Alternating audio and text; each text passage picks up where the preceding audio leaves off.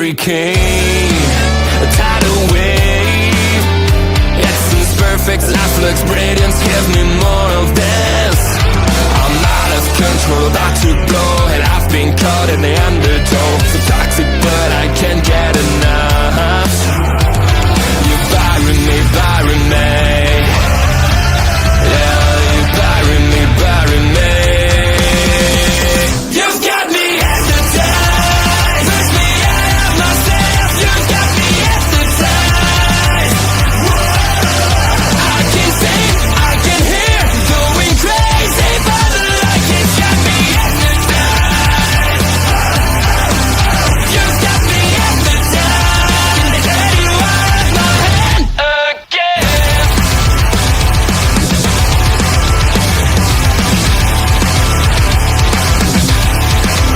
Is it wrong? Is it right? It's like I've won my final war without a fight. I'm out of control, about to blow, and I've been caught in the undertow. So toxic, but I can't get enough. You bury me, bury me. I know you bury me, bury me. You've got me hypnotized. Push me out of myself. You've got me hypnotized. I can see, I can hear, going crazy by the light. It's got me hypnotized. You've got me hypnotized. Get you out of my head. Get you out of my head again.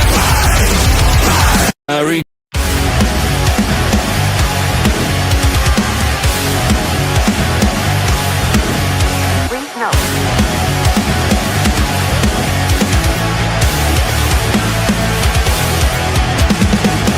Never gonna stop, never gonna change, never gonna do the things you say. I run my own way to get there. Fools are calling that I don't seem to care. In the air, no more crowd, just the opposite kind of few clouds. So tell me this time is coming, I'm sick of all your lies. Why don't you try to be wise? Now that I need you anyway. I never wanted to be alive, just to feel like I'm fading. And though my heart breaks, I'll beat it down. I've crossed the line just to tell you. Don't lead the way, don't even say that I try with a child playing the rain. I feel like I'm fading.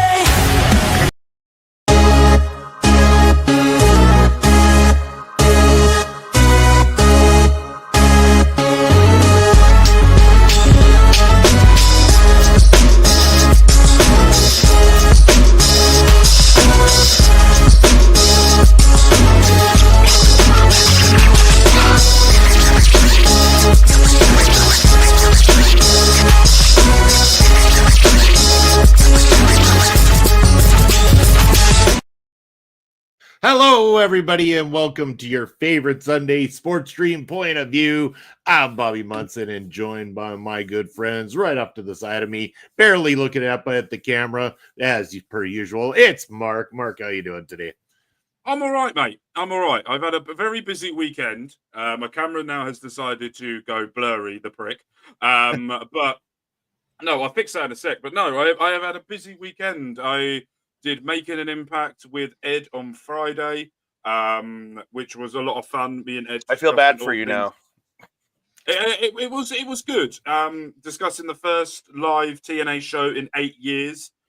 Brett was there as well, and hopefully he potentially could be back Friday to discuss that and the live tapings he went to over Saturday and Sunday as well. I think Friday and Saturday he went to, so hopefully he's back.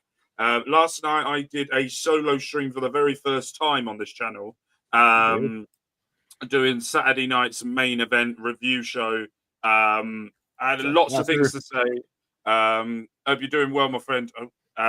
Lots of things to say about that show.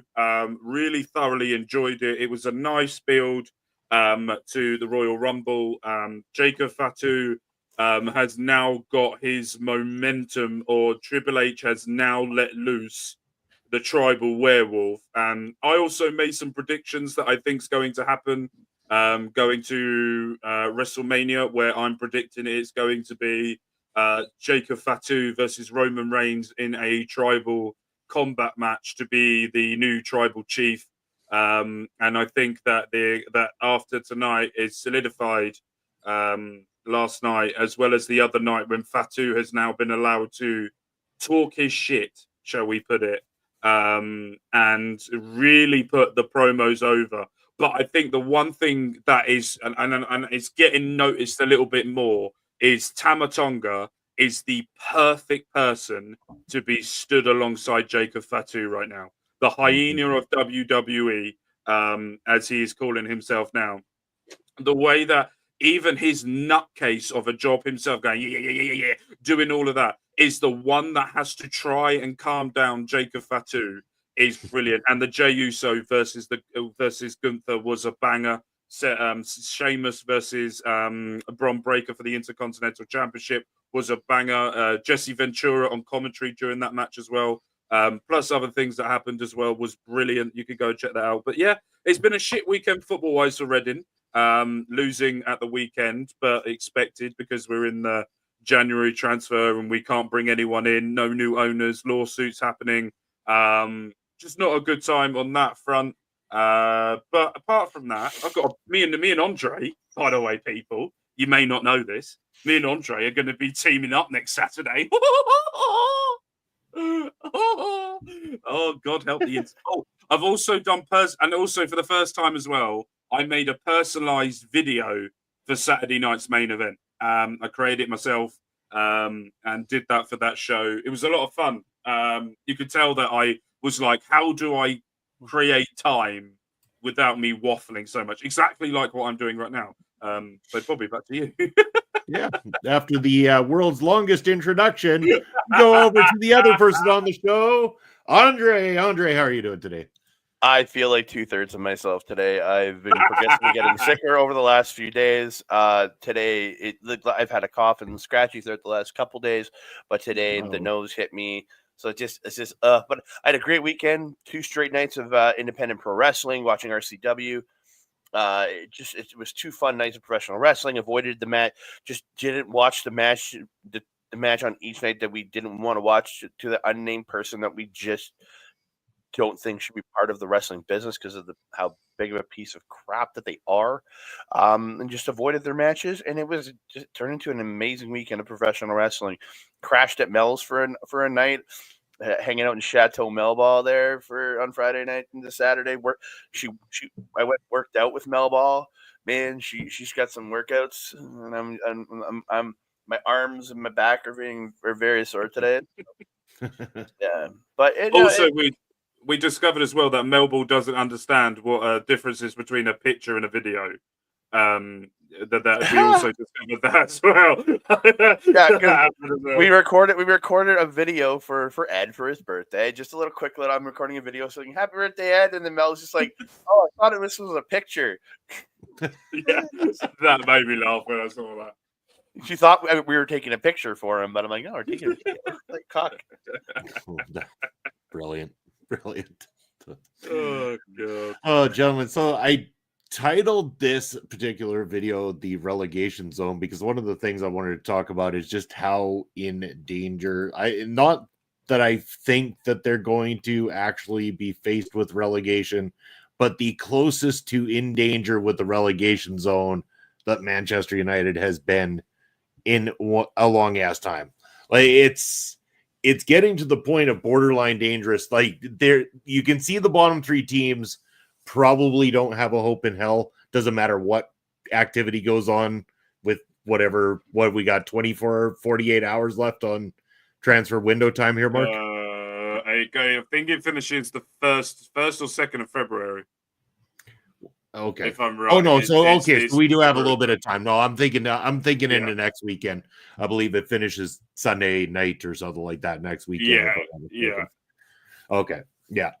And I mean, transfer business also not in the favor of Manchester United right now because we're borderlining on financial fair play rules, problems like that. We did just get rid of Anthony on loan going over to Real Betis, so that should free up some wage at least a little bit. Maybe make way for us to look at. They're paying 85% of his wage. Thank goodness. Good riddance kind of thing. But now we're kind of in the market, and the problem is that we're in the market late in the game, and we need a left wing back. We really desperately need a left wing back that is going to ignite something on the left side of the pitch for us in Ruben Amorim's 3-4-3 formation, or 3-4-2-1 formation, however you like to spell that out, kind of thing. We still don't know the situation with Marcus Rashford. Is he going to have to be forced to continue with Manchester United? Will he have a late last minute go to somebody else's team? We still don't know the status of Garnacho as well, too. That one's kind of up in the air. It seems more out that's happening in Manchester United right now than coming in, kind of thing. So it's an interesting time. They desperately need players. I don't think any of this is Amorim's fault at all. He came in at a really shitty time for the club. And the only positive I can say is that finally we have a tactic. It's just too bad that some of our lazy ass players don't seem to understand that tactic. Yeah, and the Garnacho one's a very interesting conversation because Napoli, who are under the management of Antonio Conte, wants him, and they are looking because now they've got an influx of money. Napoli, after selling, I can't ever pronounce his name, the Georgian forward to PSG for around about 70 to 80 million pounds. So they're looking for another type of winger. The other interesting factor is Chelsea are sniffing around as well, and Manchester United want the 60 to 80 million, but Chelsea are now having a discussion with Manchester United about doing a swap deal where Garnacho goes to Chelsea and then Cuckoo goes to former Red Bull Leipzig winger striker, goes to Manchester United. I don't think that's a good deal for Chelsea. I think Nkunku is a bit further ahead of the development plan than what Garnacho is. You talk about relegation. I've quickly just done this. So this is, I don't know whether you can see it properly, but I've tried to get all of it in at the moment. But if you can make your screens at home bigger, then please do. But if you look at the table here, Manchester United are currently 13th in the league. They are 10 points away from the relegation zone, -5 goal difference. They've only won 7 games this season from it being 13th place. They are also only, if you look at it, 13, 14 points away from Newcastle, who are 5th. So the relegation talk, they're basically bang average in the middle at the moment of where they should be. But the issue that Manchester United have, one of the main issues that they have, is you've got players there that don't want to be there or with the wrong attitude. You've spent money, and now the money that they thought they could just do willy-nilly, buying Anthony for 95 million, however much it was. Then you brought Sancho, who wasn't the problem, which it turned out he wasn't the issue at the time. You've got Marcus Rashford, who wants to be there, wants to play football, but his abilities may not be aligned with Ruben Almiron's tactics. The issue Manchester United have done is they have bought players for the manager. They haven't bought players for a system. If they bought players, and I'll try and translate that into, break it down a little bit easier for people. Basically, when a manager comes in, he wants a certain type of player.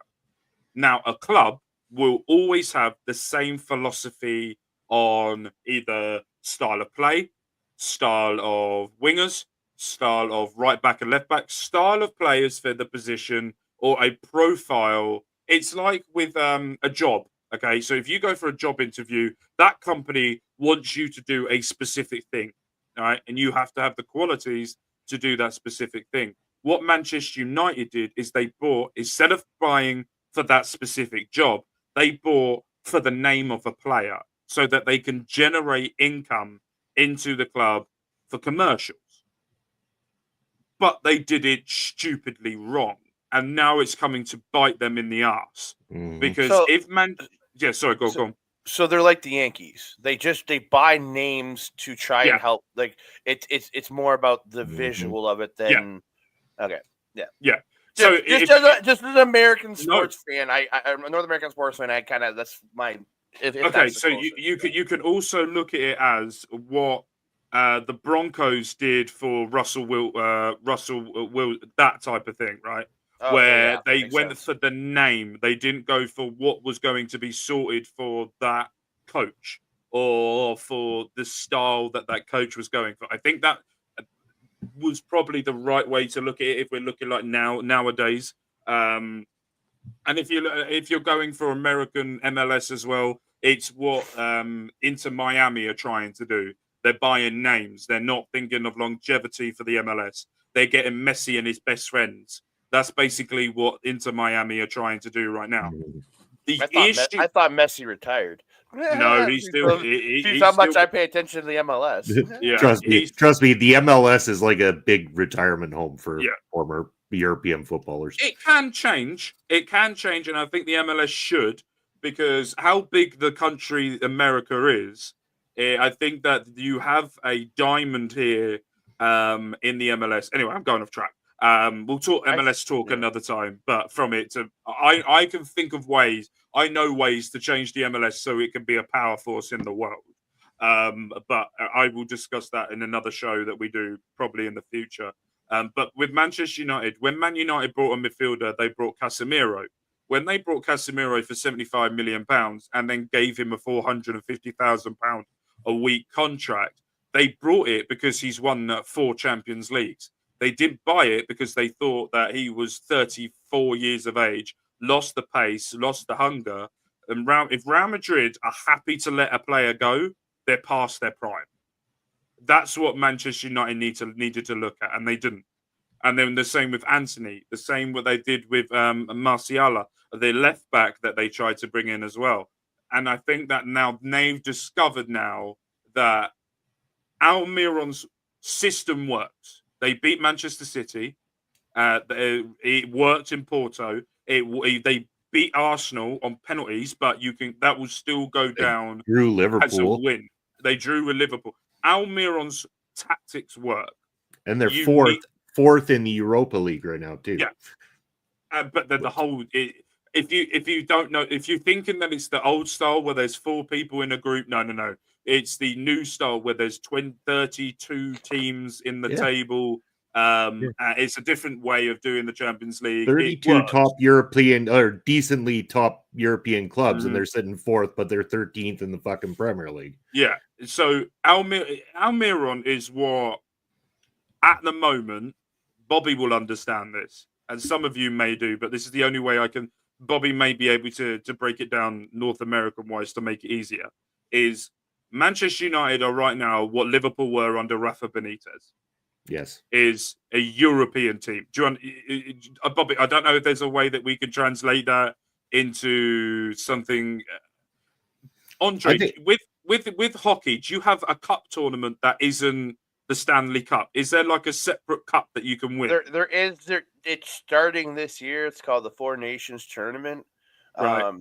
I think this is the first year for it. I could be wrong. I paid no attention to hockey in the last 2 years. This is the first year my team's been I've really actually started paying attention to hockey again, mainly because of you, Mark. Because we've been talking about it, so it's got me back. It's got me more back into hockey. But yeah, they started the Four Nations Cup this year, and they'll be taking time to play.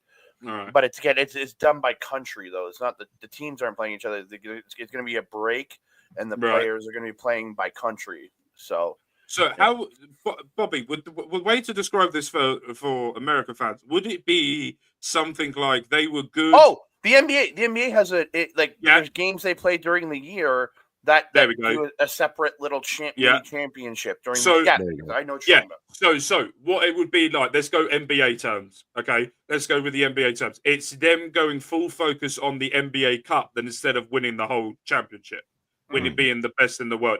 They're more concentrating on that. If you go with, let's say, they're like the Buffalo Bills, okay? A bit like them. They do well in their division, but when they get out of the division and they have to play better teams, they fluff it.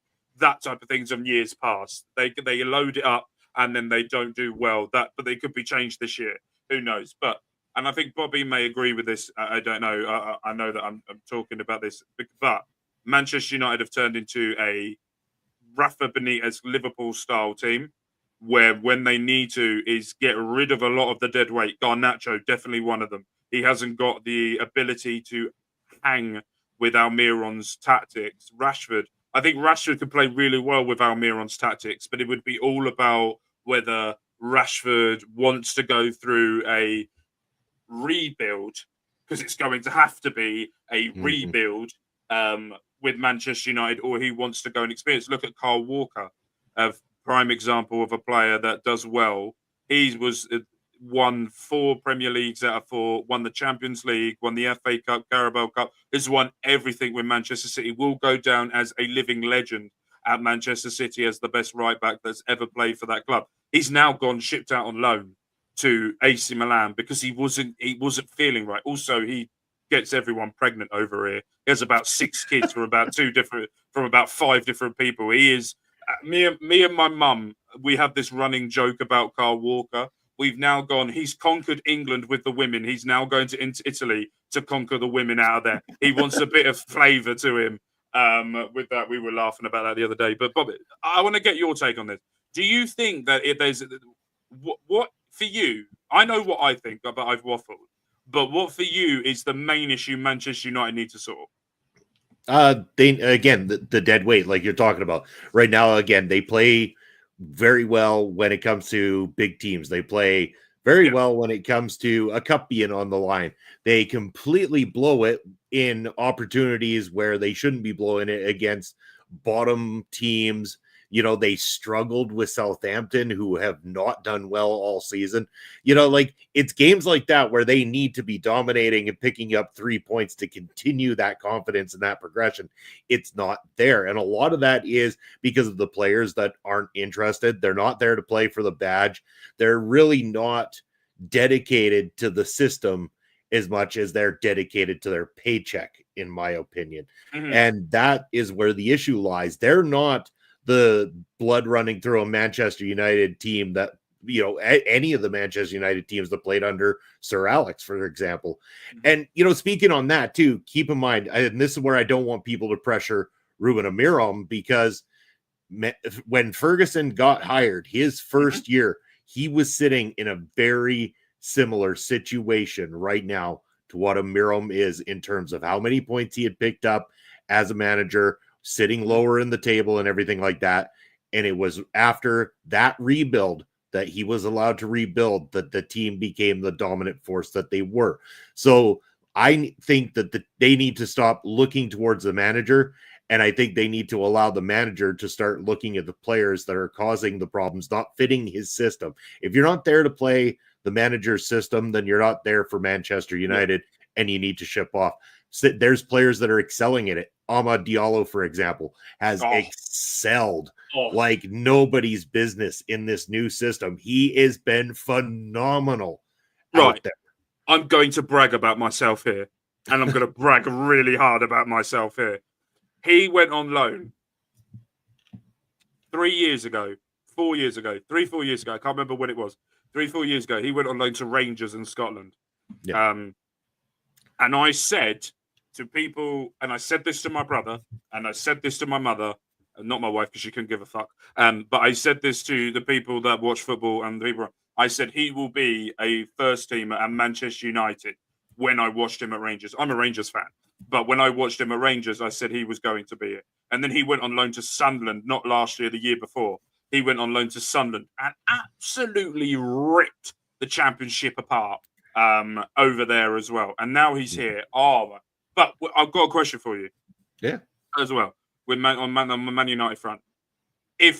But what I will say is there's a lot of good. We're talking negativity, but there is a lot of positive for Manchester United because Sir Sergeant Radcliffe has come in. I don't agree with the stuff he's doing, cutting back. I don't agree with him laying people off jobs or anything like that. I don't agree with that. But one of the main things he's done is he's built a board, or he's built a football tier ladder at Manchester United. And Eric Ten Hag wasn't able to really benefit from that because it was only him and I can't remember the guy that was before him, was doing the transfers. That was it. Now that there's tiers, there's steps, there's people there to get that. If you were on the Manchester United board and you could pick two positions that really need to be bought in the January transfer window, where are you going? Ignore the news at the moment of the players that they're going for. If you're not going by the news of what's happening right now, if you could pick, where would you pick? Left wing back is definitely one, despite whatever is being said. It's 100% right. Luke Shaw is injury prone. Terrell Malacia can't keep up to save his life, and he's injury prone as well too. Honestly, not going to cut it. Luke Shaw could have in his prime before the injury started stacking up, but he's just a gust of wind unfortunately takes Luke Shaw out at this point in his career.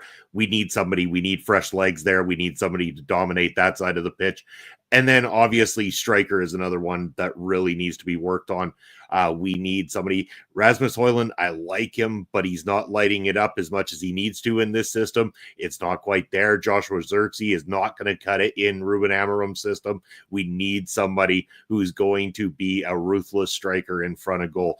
I will say that I'm excited to hear that Amorim's brought up Cheeto Obi Martin from the youth side of things to take a look at him during training with the main team. I mean, the kid's only 17, but he's been lighting it up since we picked him up from Arsenal a year ago from their youth system. And there's excitement to be had there. If this kid can keep up his development and they put him in at the right times and keep his confidence levels growing, he could end up being the next big star striker for Manchester United. It depends on how they handle it, though. They can't just stick him out there and have him not score a goal and go, this kid, start putting the pressure on him and everything like that. No, make sure you ease him in the right way. Make sure that he gets those opportunities when it counts, and make sure to keep his confidence up and keep him training with that main team, that main squad, so they get used to him. They get to understand him. He understands the system that Amorim's doing and everything, and then we will develop. We have a young squad. They will develop with time, and it will build. And there's been some highlights, even with some older members. Let's not ignore the fact that Harry Maguire has been a shining light in this system of Amorim's as well too. He has handed him a contract extension. He has done everything he can. I mean, as Manchester United fan, I know we were harsh on Harry Maguire for a long time because the system they were playing and what was going on was not really fitting to what Harry Maguire's capable of. But son of a bitch, the guy stayed in it. He did not want to just go ahead and play for another team. He said he would earn his place back in Manchester United. And damn it, he earned his place back in Manchester United to the point where all the fans prefer to see Harry Maguire put on the pitch to some of the other center backs that we have right now. Can I just say how smug I feel right now, by the way? Of course just you say do. how smug I feel. Because I remember when we did the tactical breakdown of when it was talked about that Almiron was coming, and I said Harry Maguire will be the best player in this system, and he will do the doubt was wrong. But I know we've sat Andre for a little while, but I want to talk to Andre about something. Something happened go to town. recently, and I want to get his thoughts. And it's this: Sir Lewis Hamilton has now arrived at La Farah. And by the way, I yeeted all over myself when I saw this, but not as much as when this picture came out of Lewis Hamilton in all red of Ferrari. It's also been disclosed that I don't know whether you know much about her, but Angela, who was Lewis Hamilton's right-hand woman for every single championship he won, she left after the 2021 season. It all went slightly downhill for him since then. She has now signed a contract back with Lewis Hamilton and Ferrari to be his right-hand woman again. Andre, I want to get your thoughts on that beautiful bastard. I don't like it because, for one, I'm not a Ferrari fan, and I'm not a Lewis. I've never been a Lewis Hamilton fan because I was never a Mercedes fan. That's the thing. Like I admittedly said, I came in through Drive to Survive. I remember watching races back in the 90s when I was a kid and being pretty excited about them. Then it never was a thing for me. And then it was Drive to Survive, I think season 4. When season 4 came out. That was season 3 or 4. it was season 3 or 4 that I watched, and I was like, oh my god, I watched and I turned on season 1, and it was around season 3 or 4 coming out, and I fell in love with the show. And to be honest, it was Red Bull that pulled me in, because again, you had it's Daniel and then Max, and it's just character, right? But I was all no. I'm not a Red Bull fan now, but again, that's the team that they were really helping pull people in those early seasons, right? Yeah. And Daniel was a big part of that. And then I really got into it. And for me, like personally, I kind of floated. There's no real set team for me, but like I don't know. Last year's McLaren team was absolutely phenomenal, and one of the first to finally actually rise up out of the middle to feel like a future top contender. It's not like that. There was a team that was bought by the dude, and he had his kid racing for him. Aston Martin. Oh. Yeah, it's not like Aston Martin, who came up for the 1 year, then just bombed back out this year. Yeah, like McLaren feels like they're going to be a top 3 car team for the next few years, and like the roster looks phenomenal. But like I'm happy for Hamilton going to Ferrari, because again, he was stagnating at Mercedes. Something was wrong. Like you could tell he wasn't happy, especially in these last few seasons. The cars, while built well, were underperforming, and you could see that, like especially like that rumbling was a couple seasons ago at the start of the season in 2023. Like Mercedes had that crazy weird rumble to their car, and nobody else had it, and then they're bitching about it. But it's like, fix your car, like and yeah, it's just those little things that you could see Lewis Hamilton getting more and more frustrated. And when he signed with Ferrari, I'm like, I am not surprised, even in the slightest. I am not surprised. Oh my God, he is here. Say his name and he appears. Yeah, no. For me, I'm not a team fan. I'm a Lewis Hamilton fan. So yeah. I'm a British driver fan, really. I'm a massive fan of Lewis Hamilton. I love oh, brilliant comment. I like George Russell as much of a robot that he is. I love George Russell. Lando Norris. I hope one day he gets his world championship, but it won't be next year. But there is something that we need to put in our calendars.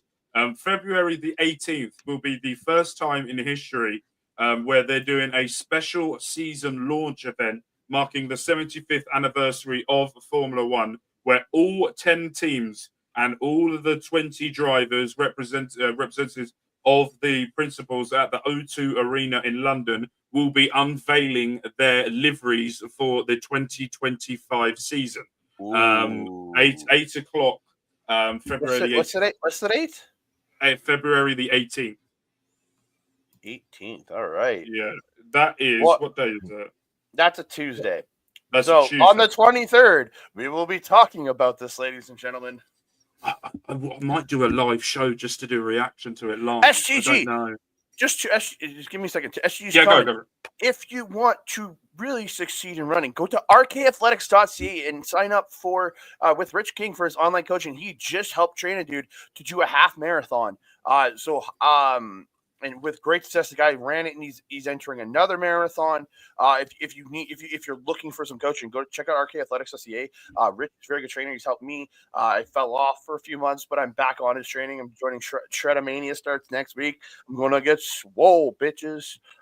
But yeah, yeah. So I'm not running. No. I'm doing Shredamania to get swole, baby. I'm not a runner, but I highly recommend Rich King. He's a very good trainer, and he does online coaching, so you can be from anywhere in the world, and he can help you coach, bro. Yeah. Sorry. Yeah.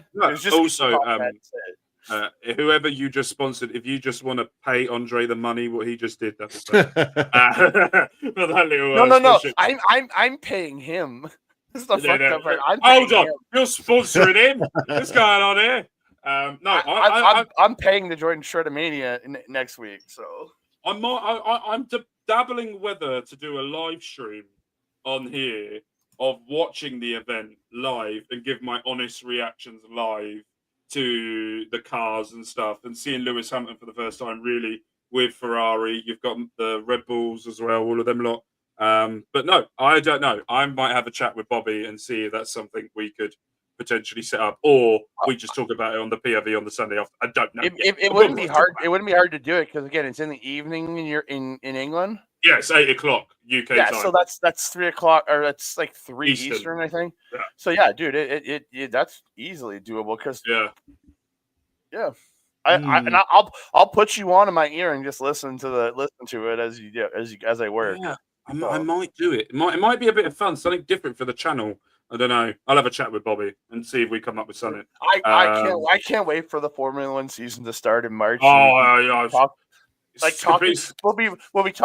either be talking the end of the race or we're previewing because the race from Saturday. The schedule is so weird, and you see like there's so many Saturday events that I was surprised by, that are Saturday afternoon, evening events this year. I'm like, holy shit.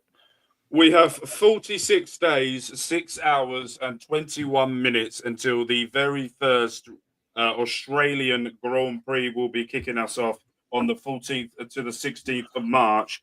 Testing begins the 26th to the 28th at Bahrain of February. So it won't be long after. So the 18th is the launch. I think it's a week and a bit after that the 3-day testing event, which, by the way, if you don't watch the testing event, you watch it. You don't watch it. You put it on, then you put commentary on, then you go and do your other things around the house.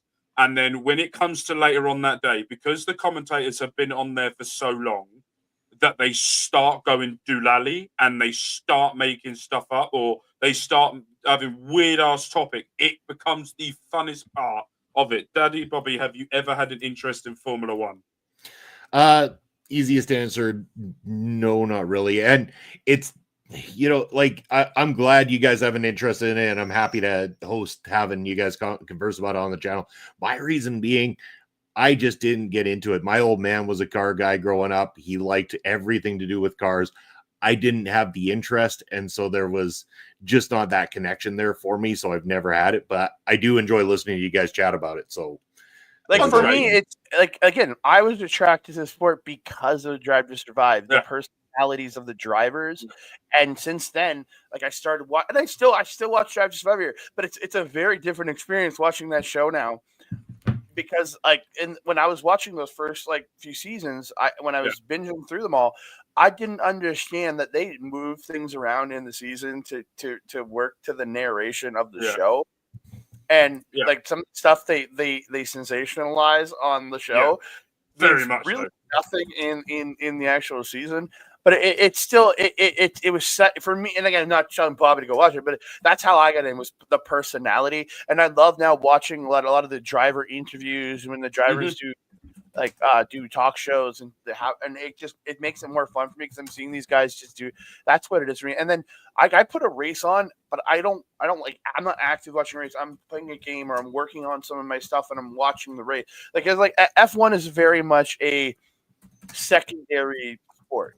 It works very well to put on and work on something, because it's not like you're actively watching every play and you look up and they're showing you the highlights of guys making the big passes, and that's why those commentators are so good at just describing every little thing, and it's the commentators that really suck you in on the races. It's crazy. I love that feeling, because I honestly don't believe there's another sport, maybe outside of football, like your guys' football, where the announcers really draw you in as well as they do. But again, I'm not saying football is dull, but there is a lot of just pass back and forth, moving around the field, and the announcers make football seem far bigger than just the passes, right? You know what I mean? I'm not shaming your sport again, but to a person who doesn't find the sport exciting, when you hear the commentators when they're just passing, you're like, oh wow, this seems way more exciting. When you hear the announcers. I can respect where you're coming from, because even when you watch football in another language and stuff, like, so for example, when wife and I went to Mexico and we're sitting in the bar watching the game, I wasn't as familiar with the two teams. I've heard of the two teams that were playing.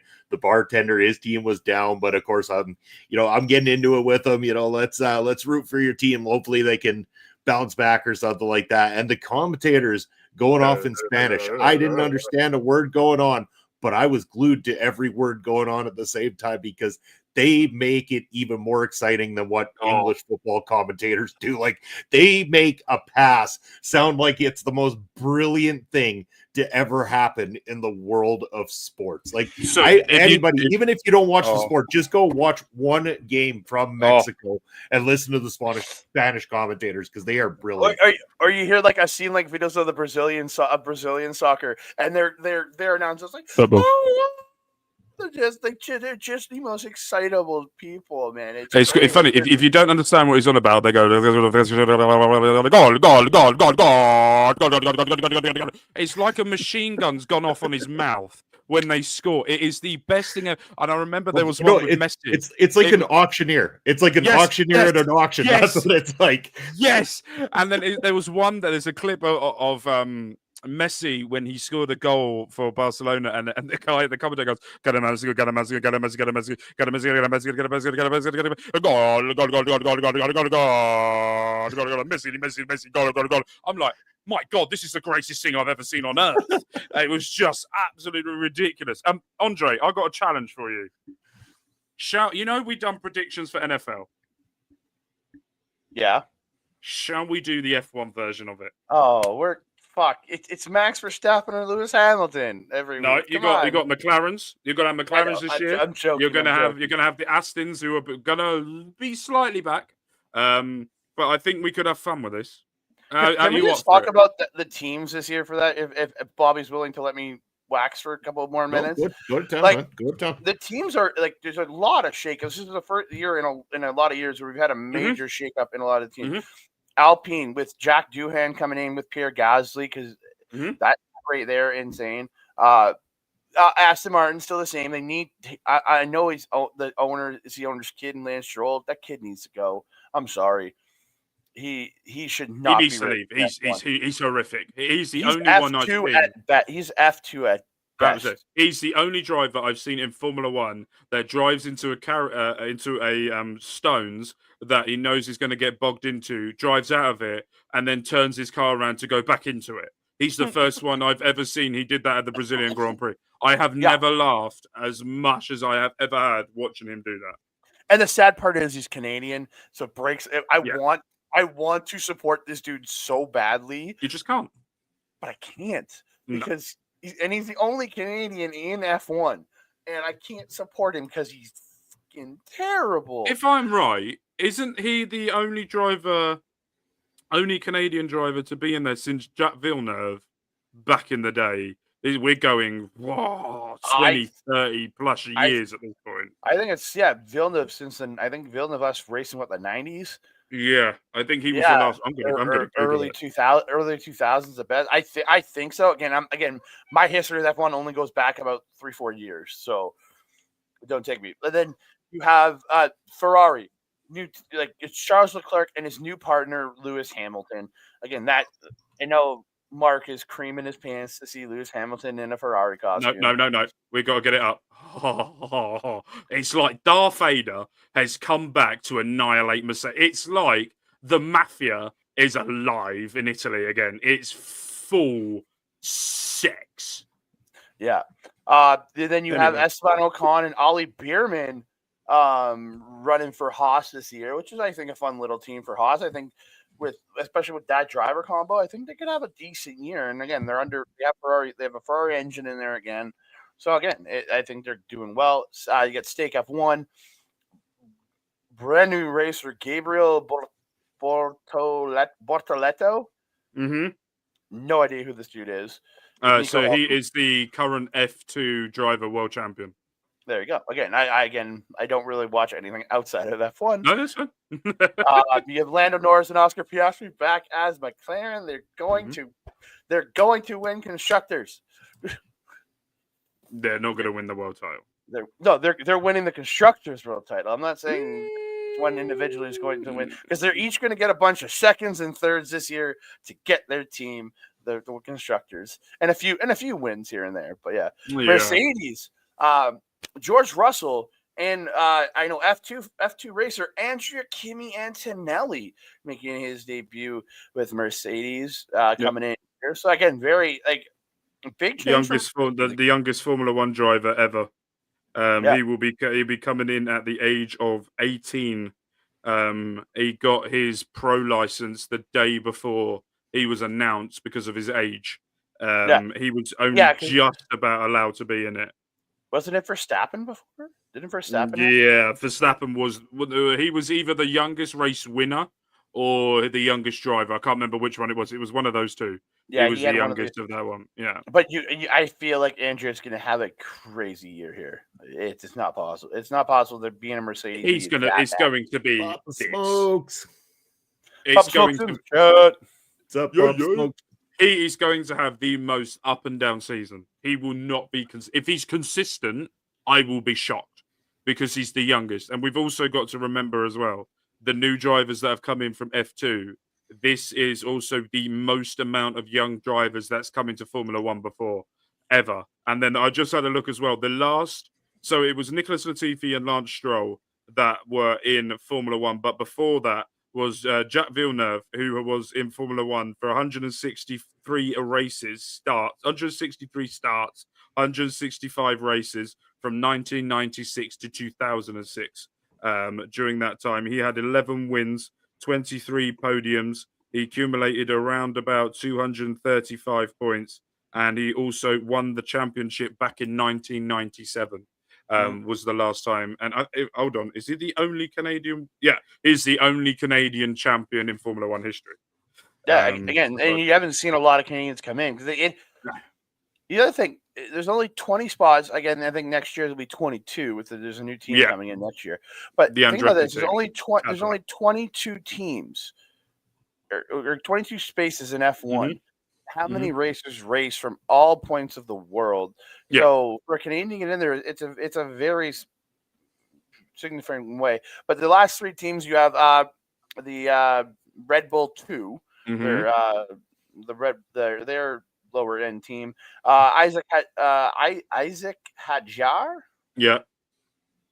Again, not familiar. French gentleman.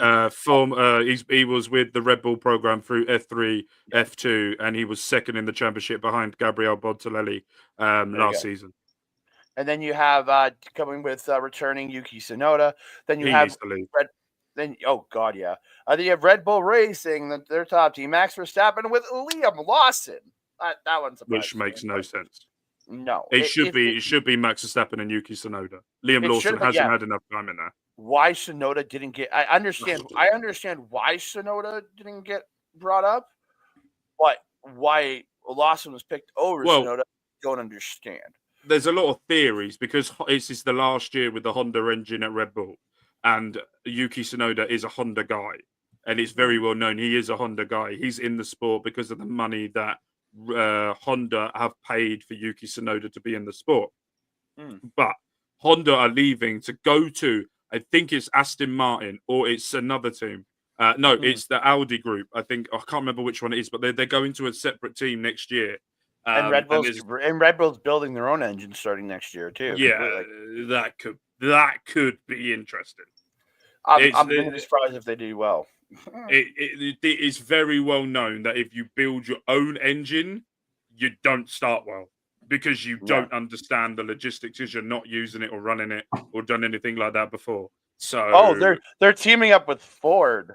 Oh, gross. No, it'd be reliable. Fords are reliable. Found on road dead, but sure.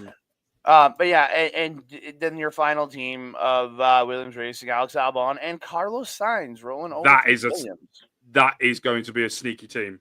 That is going to be the sneaky team. Not the best car in the league, but that team could easily be a top middle performing team here because of the driver combination they have. With Carlos Sainz, one of the best drivers in the world, getting screwed out of his Ferrari seat by Lewis Hamilton, and yeah. Who are you going to pick? A Spanish guy that's won a few races, or a 7-time world champion? Spanish guy that's won a few races. No, you picked the 7-time world champion. But there is I one last know. thing before we get into the NFL that I want to say regarding Formula One. It has just been announced that Mohammed bin Saham, the FIA president, has come out and said that swearing on the radio, if you do it 3 times, you are banned. You could potentially be banned from racing because apparently it's not good for the audience. And also he's put this through without 1, consulting the drivers, 2, consulting the board, and 3, consulting the teams. He's done this by himself. He's gone on his own. The drivers are fully aware what's going to happen, and there is going to be massive pushback from this as well. To even ban a driver and he's also saying that if you do it repeatable offenses, you could be banned for racing for a month. If someone's won the world championship with 2 months to spare, I'm going to go on a full-blown swearing rant so I can go on holiday at that point. But no, and with the FIA need to do something. They need to oust this guy from the FIA presidency. He is taking things way too far. If they don't, the teams need to do something because we cannot be allowing this man to be running Formula One the way he's doing it. He's ruining the sport. And 2, he is now also saying that you cannot. So, when Lewis Hamilton does his Black Lives Matter or All Lives Matter when he goes to Saudi and he makes statements, all of those type of things, go for SDG. Go for it. That's apparently now going to be taken under consideration and could be banned from Formula One where there can be no statements made. I think it's fucking ridiculous. If I was a Formula One driver, the first race of the season, I'll walk up to him and go, fuck, because I'm childish. Yeah, that's my opinion on that. And that's my last thing. But we might do something February the 18th if you want to. My team has always been McLaren as the kid this past season. They won the constructor. Do they have to do with the construction? Does it have to do with the construction of the car? Yes. So every car is built different. The only thing that is the same on every car is there's certain aspects of the engine that has to be the same. The F1, if you go to F2, Oh no, he's F3. just asking you what the difference between the World Championship and the Constructors Championship is. More what he's Oh, asking. okay, sorry. That I just thought means he the meant team about that's the car team design. that's accumulated the most amount The of most points amount of points, yeah. based on both their drivers' performances throughout the season. That's why you can see Red Bull wins a World Championship, the Drivers' Championship, but McLaren, because they had a few wins, a lot of second and third places, their points put together is your Constructors' Championship. Yeah. So if you look at Andre's completely correct. If you look at Red Bull, they could have easily won the Constructors' Championship if their second driver was capable of driving. That's probably the nicest way I could have put it. If Sergio Perez understood that he has one of the fastest cars this year, I don't understand. I have no clue. But because Checo didn't get that car up there, Max Verstappen won it solely. Normally, 9 times out of 10, if you win the world title, you also win the Constructors' Championship because you normally have a car up there to help you with things. But yeah, no, it is that's how it's looked at. No, it's not how the car looked. It's not about the design of the car. It's about how the accumulation of points from both drivers throughout the whole season of what they get from that as well. But yeah, okay, that makes sense. The World Championship would have the Constructors' Super. Yeah, it normally does, but not always. Lewis Hamilton, when he won the world title, always won the Constructors because him and his teammates were always close.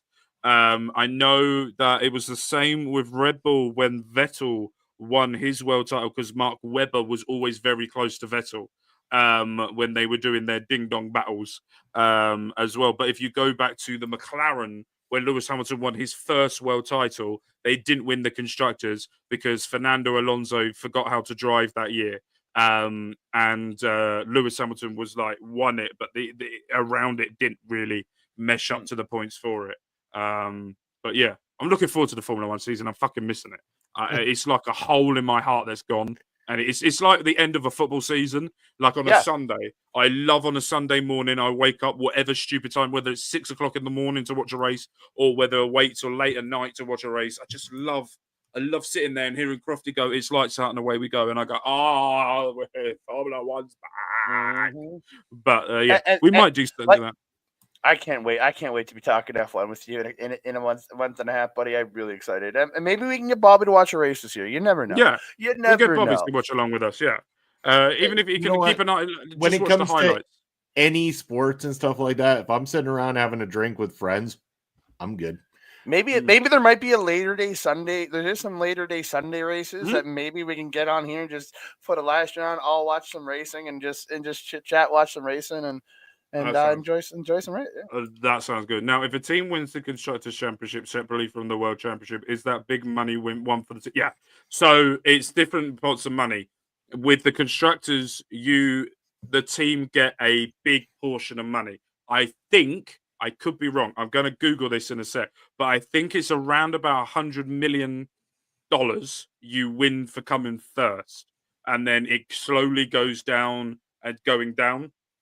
But I could be wrong. So I'll let you two talk because I'm gonna go and Google it. Yeah. So are we gonna move to some NFL so Bobby can start chatting again? Yeah. Yeah, so we're actually going to finish the show off talking about the NFL because they had two games playing today to decide who our Super Bowl matchup's going to be. So, want to get your opinions, boys. The two different matchups. Who the winners are going to be? Up first, the Commanders and the Eagles. I want to get your thoughts. I know I'm going Commanders on this one. I'm cheering for the Commanders, hoping for that win, but I want to know what you guys are thinking. My logic brain says the Eagles because again, Saquon Barkley. Ah. But my heart Sorry. of my heart wants the Commanders to win this Yeah. so badly. Yeah, boy. Oh no. We're not doing that. We're not doing that again. No. We're not doing Flavor Flav again. No. So if you don't know, I've just Googled this. Apparently, there is a prize pot. There's a prize pool which is made up of 50% of the F1 commercial profits, meaning it can vary season to season. The exact amount of money is up for grabs this season isn't known. This was for the 9th of December last year, so this was what it was coming to the end of the season. But it's estimated to be about $1 billion. That's almost £783 million. The winning constructor will take home about 140 million around about dollars, which is almost 110. The pool isn't exactly evenly disputed going down on the standings because Ferrari will always be given extra payment because of their status as the F1 oldest team and have competed in every single season since 1950. There you go. Okay. I'm going Commanders. I want Eagles. I want Eagles to win as well because I would love to have a retired Kelsey versus a playing Kelsey Super Bowl final. But I think if we just look at always ask questions. I'll Google it. It doesn't bother me. I'm happy to talk all different kinds of sport. I learned about hockey last week, and I've been keeping my eye on that as well. I think the Eagles will be favourites in this match. I think the way that the Commanders destroyed the Lions, and now the Lions' defensive coordinator is now the Jets head coach, and the Lions' offensive coordinator is now the Chicago Bears head coach, which means that the Detroit Lions will have to go up against their former offensive coach twice a year now, Ben Johnson, who is going to be there. And Pete Carroll has now apparently signed a deal that he will be going to be the Raiders head coach, which I think is a good choice for a few years. I think you need someone with experience and wise to change the culture at that club. I call it club. Is it franchise? What would you call it? Franchise, whatever, team, Yeah. whatever you want to call it. But like the Raiders are so lost right now. Like, they're just for so many years, these past few years, they've had so many pieces, but they just could not put that puzzle together. They did not have to define where these pieces go, and because and I'm sorry, Derek Carr is not a horrible quarterback. You just have to be used in the right way. He just didn't have a coach that could coach him, could put them in the right system for him to be successful. And they've had great receivers, and they couldn't put the system together. And Yeah. that's why you've seen the Raiders just come up short so many goddamn times. I'm just going to pivot just for 1 second and talk about Tyreek Hill. He was on YouTube on his TikTok playing Fortnite like he normally does. And he was asked about what he'd done at the end of the season, and he said, "What you'll heard at the end of the season is frustration. I've been winning my whole life. We've got to put some pressure on motherfuckers. Y'all got to fix this shit. Add some motherfucking dogs." So basically, it was a pressure to Chris Gear and the owner, the general manager and the owner, to sort their shit out for next season. And yes, he did leave to take money, and I'm happy to have him in Miami. But he's absolutely right. He was absolutely spot on with his observations. He's not whining. He's right in what he was saying. He's going to whine. If he's been told and promises, then he's obviously going to. But let's go back to the playoffs before I go on a rant about Tyreek and Miami, because I know I feel it coming. That can be next. That could be next week when we only have flag football. That's the build for the Super Bowl. The build. Are we doing a Super Bowl special here? Like a live? Are we going to watch it live together, or We discussed it. I mean, it's up to you guys. We could do it I'm that way, down. or we could just do whatever. Yeah, if you guys want, we could do a special episode that day. Yeah, sounds good to me. You know, But someone talk might have about to let's share talk about the evening feed with game. me in another room or something. So yeah, perfect. Well, I'll just give you my DAZN login, and you can just All right. that way. yeah. Okay. If not that, I'll FaceTime you and you can watch it from my TV that I'm watching it on. All right. We'll find. We'll We'll do find a something way. like that. We'll We'll find do a something way. like that. Yeah. We'll do a way. We'll do something. Yeah. We'll do a Super Bowl party. I think it'd be fun. I'm going Okay. to buy some American food and snacks and eat while we watch Maybe Ed will show back up on a Sunday. I don't know. it. Ed's had some stuff going on, man. Well, let's not bust He's the also balls. I know. he's I'm not also actually not here shitting because on he hasn't done his ice bucket challenge yet, and he's trying to get away from actually doing it. From doing it, but no. Let's go with the next one. Chiefs, All right. Bills. Chiefs and the Bills. Chiefs. I think obvious. I mean, Chiefs are probably going to take it. I'm sure the NFL wants the Chiefs to take it. I'm sure the NFL knows that the views go up if the Chiefs take it. But I think it would be the cynical part of me always finds it kind of humorous when the expected team sometimes doesn't get that win, and part of me wants to say, "Let's go Bills." Let's go, Josh Allen. Oh, I was. Oh God! Even thinking about the Bills winning makes me feel ill. Thinking No, about the I'm- Chiefs makes me feel ill, man. Fuck. I love. I can't do another Super goddamn Chiefs there. I would love to see the Chiefs. I would love the Chiefs to go there. I'd love the Chiefs to win it, just because it's never happened before. A team winning 3 on the bounce. I think it would be a fitting ending for Travis Kelce and Patrick Mahomes.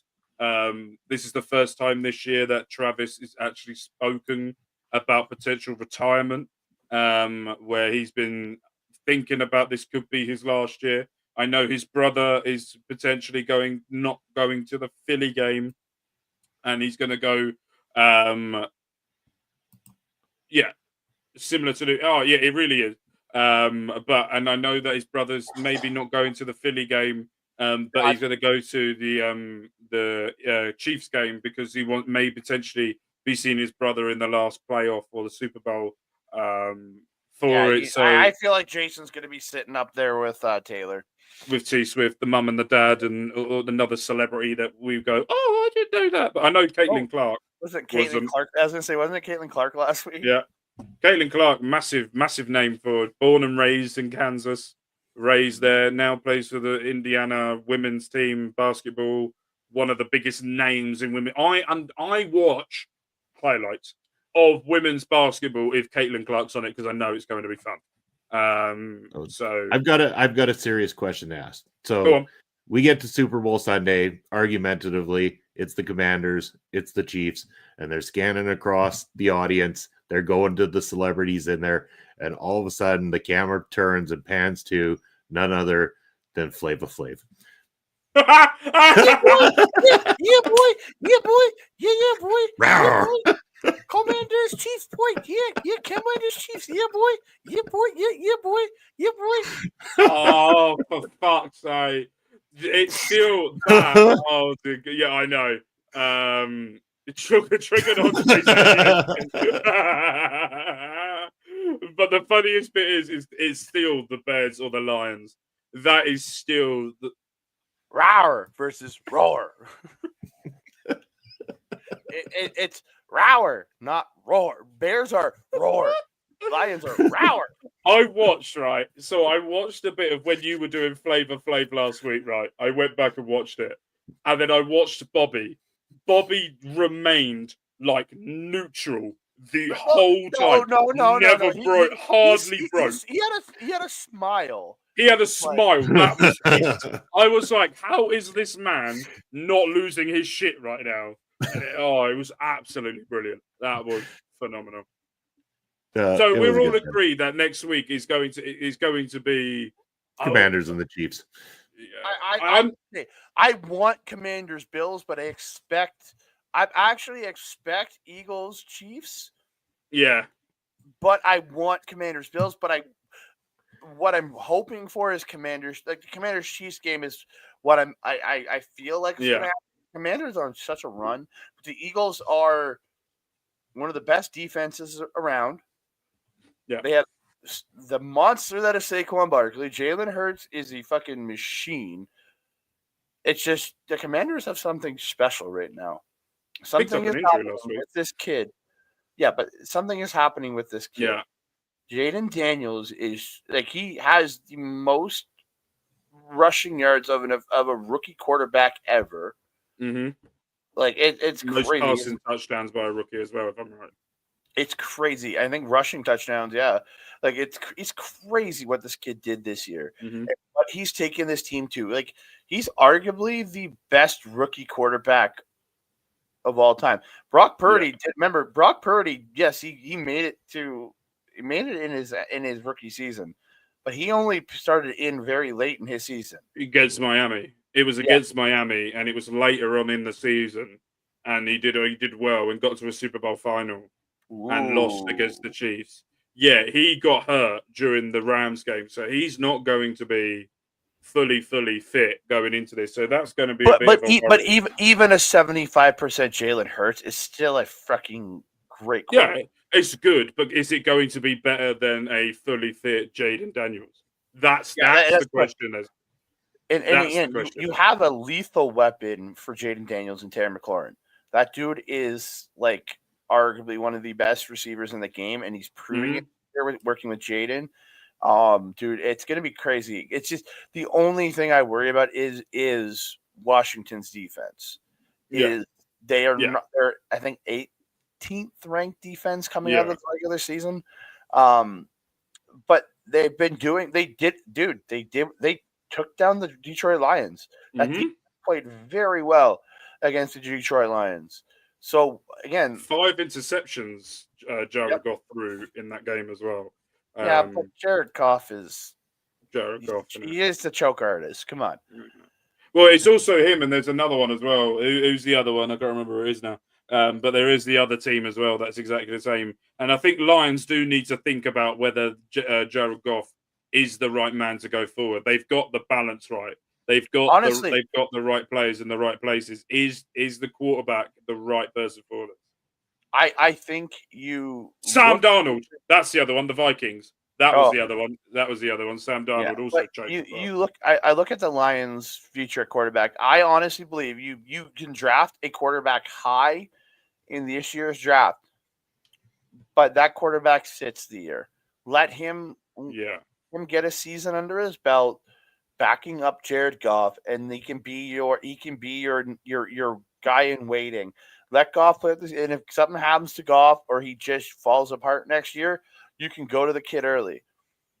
But I think whoever they pick, if they pick a quarterback this year in the first round or a high-end quarterback, they're sitting for a year. And if they pick a quarterback later, that quarterback is definitely sitting.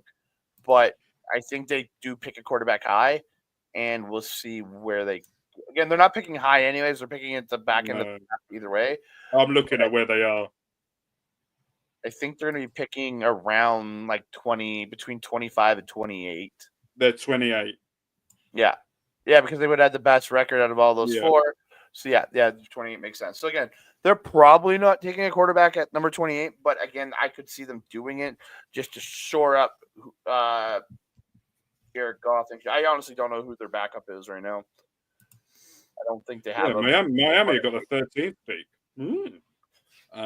Interesting. Well, the top six, the bottom, the teams that didn't make the playoffs, those 16 teams Yeah. are your first 16 draft picks. So yeah, interesting to see. And then we've got next weekend, Bobby. We've got Royal Rumble.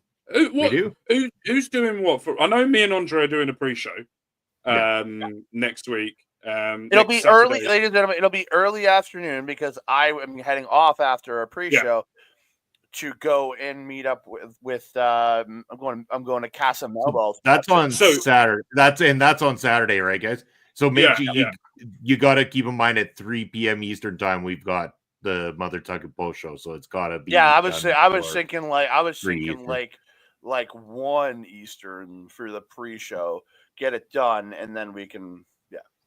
Yeah. So I was thinking the normal time that we start this. So Eastern, I was thinking around about now.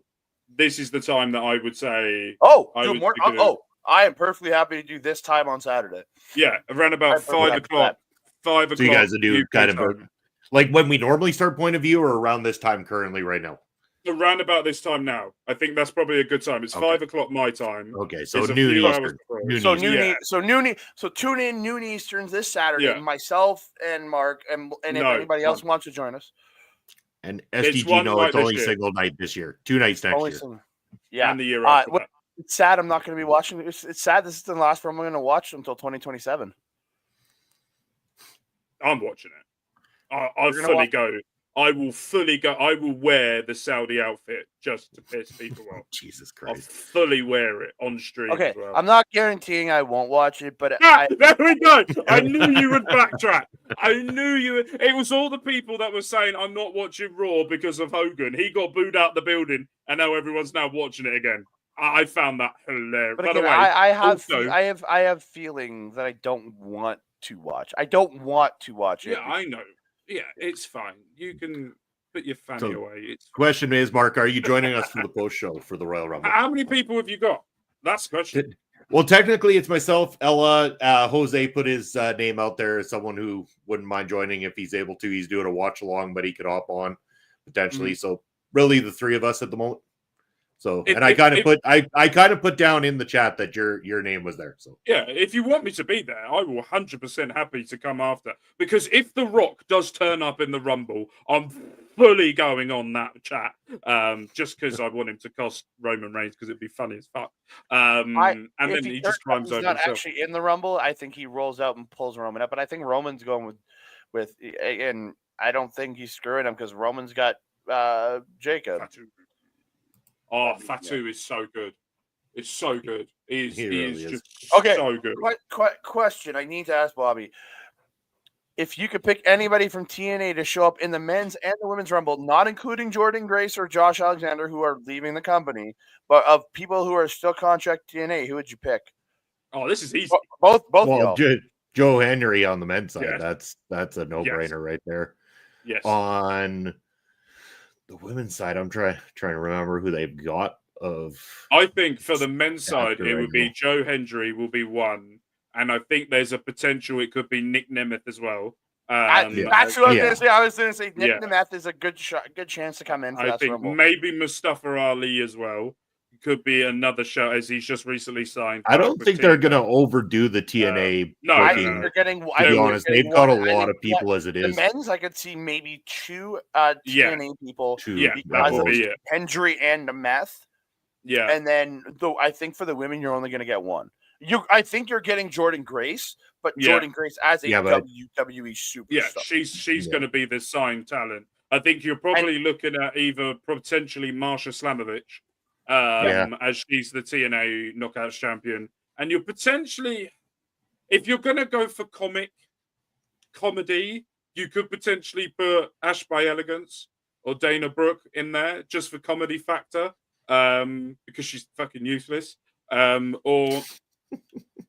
The issue with TNA, and we've discussed this on the show, there's just not enough women at the moment signed. that official TNA talent for you Yeah. to really do it. And I think Jordan Grace, Marsha Slamovich, maybe Rosemary. I think maybe for her to get her props at a Royal Rumble, to say after all the stuff she's done for TNA, to maybe get something like a thank, and what she did in NXT as well with Wendy Chu, all of those type of things. I think maybe Rosemary as well could be a shout. Marcus the King of early on the spot. I'm everywhere. I will be everywhere. Well, speaking of realised- being I've- everywhere, yeah. Mark, why don't we just say where you're going to be? Let's I just totally have can that, go anymore. let the people know. We'll talk about early in a minute, but on Mark Talks Football, we are building in the championship, so make sure you go and check that out, how our first season goes in there. Bobby, I'm going to need to sit down with you next week, and on if you can, and on Mark Talks Wrestling, we are the final show before Wrestle World, where a beast is coming back to conquer. There is also the end of the Bomaye Gilbert! No. Gilbert! I refuse to even download that as a core. Yes, he will be. They are back, and we're trying to end the Bomaye Fight Club. And on OLE on Friday, I will be back for doing Making an Impact, hopefully with Brett and Astrid to talk about all things TNA. On Saturday, I will be back with Bob, with Andre in the noon Eastern, where we're going to be discussing the build up to Royal Rumble, and I have already made a personalized video for that. I'm on roll with these personalized videos, by the way. And I will hopefully potentially be back Saturday night with Bobby and the others to talk about what happened at the Rumble, and then I will be back next Sunday here for Point of View, and potentially the 18th of February doing a Formula One live stream. I don't know. Lots of things. Andre, what do you got coming up? Where can people find you? So this week you can find me on Andre Milber Wrestling Talk over on your YouTube page. We have Chop Talk coming out, a special double-decker edition of Chop Talk with a triple threat of myself, Melba, and our good friend Nathan, as we'll be breaking down both shows that we saw this weekend on Chop Talk. And then later this week, we'll have a special edition of Chop Talk coming as we're doing our best of 2024. I know it's almost a month late, but we're going to do our best of 2024, talking the independent wrestling that we saw, Stardom, Marigold, and New Japan Pro Wrestling. So just come check that out. We have pared our categories down from last year because it's ever expanding with Marigold in there. We have pared some of the categories down.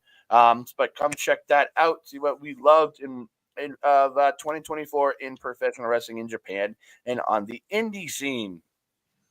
And you'll find me here Friday for Japanese Wrestling Update with Melball. Then again, like I said, like Mark said, Saturday with him doing the Royal Rumble pre-show, and then back next Sunday to break down the Royal Rumble, I guess, on Point of View. Most probably. We'll probably talk about that next Sunday. And the course we will. Super Bowl. And It'll be the build-up first to time I Super get to chat about it. So Yeah. Sounds good. As for myself, there's my credentials down below. You can find me on all social media, where you can find me during the week. Of course, this coming Thursday night, join myself, Papa Smokes. Andre's going to be there. Lauren's going to be there. I think Melbo might be there. Anyway, we're going to bring back our trivia night. And that man right beside me, Mark, has agreed to sponsor all 12 editions of the trivia nights for the entire year of 2025. So the way it's going to work, whoever wins. I won't be there. My mom's birthday's that day. I can't do it. Fair enough. It's my Fair mom's enough. birthday Fair enough. Thursday. I apologize. That's all good. So the winner of our trivia nights throughout the year, every single time, will get to pick the charity of their choosing, and Mark is going to donate 10 pounds, or was it 10 or 20? I can't. It was 10 pounds, right? Yeah, 10 pounds to the charity of the winner that wins the trivia nights. That is a great donation, great sponsorship. Really appreciate it, Mark.